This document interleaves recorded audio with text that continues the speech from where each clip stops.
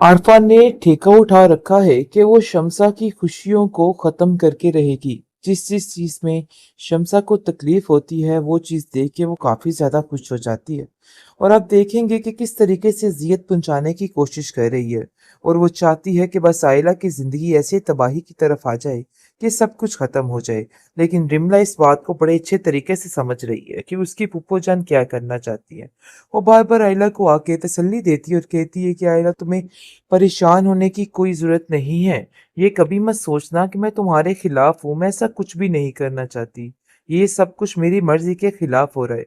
आइला उसको समझाने की कोशिश करती है और कहती है कि मुझे इन बातों से कोई फ़र्क नहीं पड़ता है। तुम चाहे जो मर्ज़ी करो और जौन-सी मर्ज़ी आप लोग खुशियाँ मनाएँ।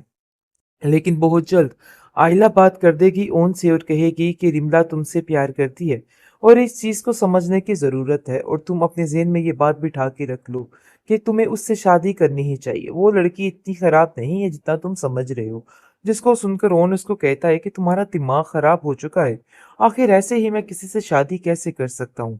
जिधर मेरा दिल राजी नहीं है मैं उधर शादी नहीं कर सकता। ये बात तो बिल्कुल तय है।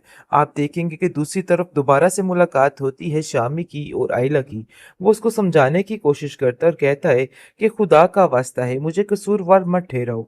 मैं अकेला इन सब चीज़ों में शामिल नहीं था, बल्कि हमारी माँ को सब पता था, लेकिन वो उनका दिल ही नहीं था कि मेरी शादी तुम्हारे साथ रहे। लेकिन जी आप देखेंगे कि रुमैसा कहती है कि मैं तुम्हारा शामी से यूँ बातचीत करना बिल्कुल भी पसंद नहीं करती। ये बात तुम अपने ज़हन में अच्छे तरीके से बिठा लो। इन सब चीज़ों पे साइड पे हो जाओ तो ही बेहतर है। लेकिन जी ज़ोया अपनी माँ को समझाती है कि उसके दिल में अब ऐसा कुछ भी नहीं है।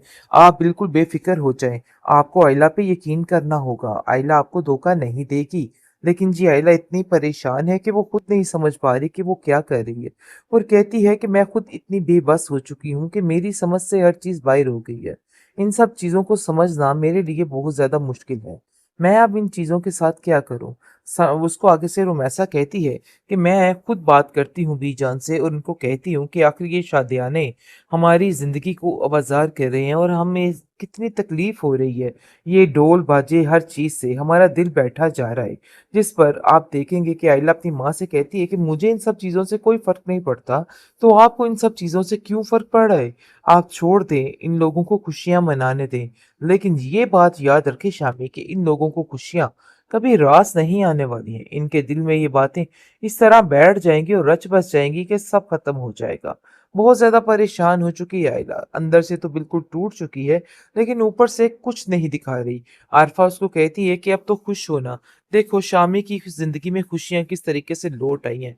हर तरफ शादियाने बज रहे हैं और हर तरफ तन यानी कि शोर-ओ-गुल। और तुम्हारे साथ जब का उसका रिश्ता जुड़ा था ना, यकीन मानो हमारे दिल में तो ऐसे सिर्फ़ परेशानियाँ ही परेशानियां शामिल हो गई थी। लेकिन आज पता चला कि असल खुशी होती क्या है और कैसे खुश रहा जाता है।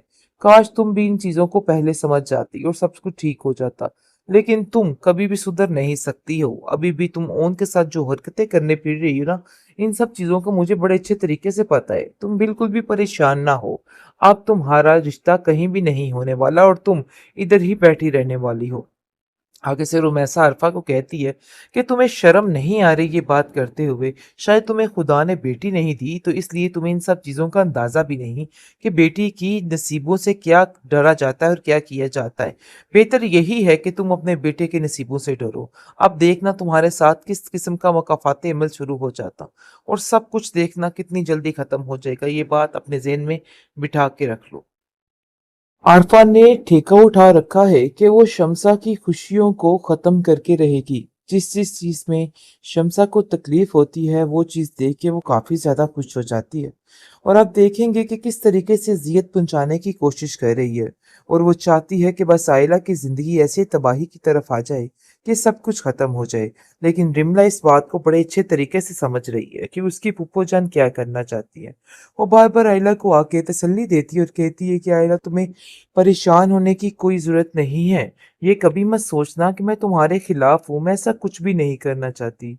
ये सब कुछ मेरी मर्ज़ी के खिलाफ हो रहा है।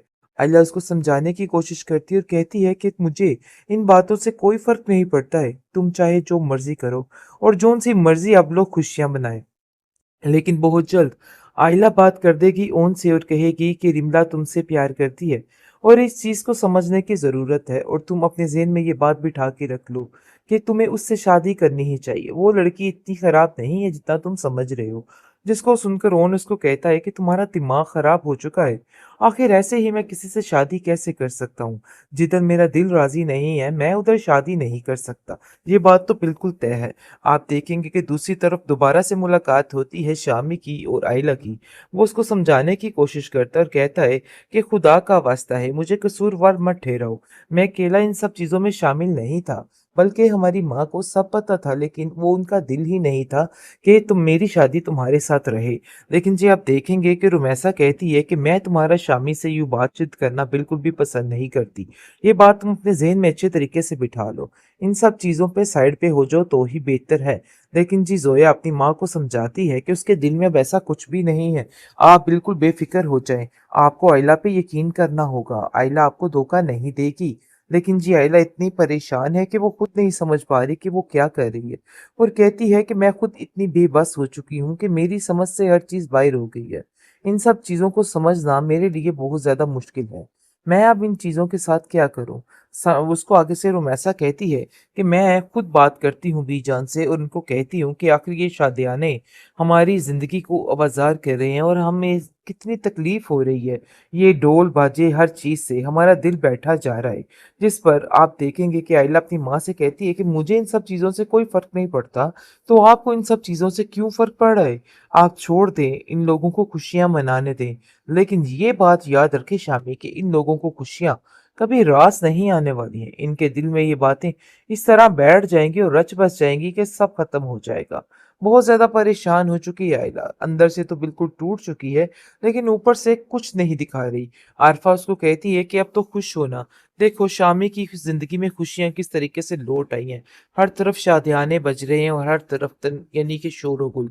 और तुम्हारे साथ जब का उसका रिश्ता जुड़ा था ना, यकीन मानो हमारे दिल में तो ऐसे सिर्फ़ परेशानियाँ ही परेशानियाँ शामिल हो गई थी, लेकिन आज पता चला कि असल खुशी होती क्या है और कैसे खुश रहा जाता है। काश तुम भी इन चीज़ों को पहले समझ जाती और सब कुछ ठीक हो जाता। लेकिन तुम कभी भी सुधर नहीं सकती हो। अभी भी तुम ओन के साथ जो हरकतें करने फिर रही हो ना, इन सब चीज़ों का मुझे बड़े अच्छे तरीके से पता है। तुम बिल्कुल भी परेशान ना हो। अब तुम्हारा रिश्ता कहीं भी नहीं होने वाला और तुम इधर ही बैठी रहने वाली हो। आगे से रुमैसा अरफा को कहती है कि तुम्हें शर्म नहीं आ रही ये बात करते हुए? शायद तुम्हें खुदा ने बेटी नहीं दी, तो इसलिए तुम्हें इन सब चीज़ों का अंदाज़ा भी नहीं कि बेटी की नसीबों से क्या डरा जाता है और क्या किया जाता है। बेहतर यही है कि तुम अपने बेटे के नसीबों से डरो। अब देखना तुम्हारे साथ किस किस्म का मुकाफ़ाती अमल शुरू हो जाता, और सब कुछ देखना कितनी जल्दी ख़त्म हो जाएगा। ये बात अपने ज़हन में बिठा के रख लो।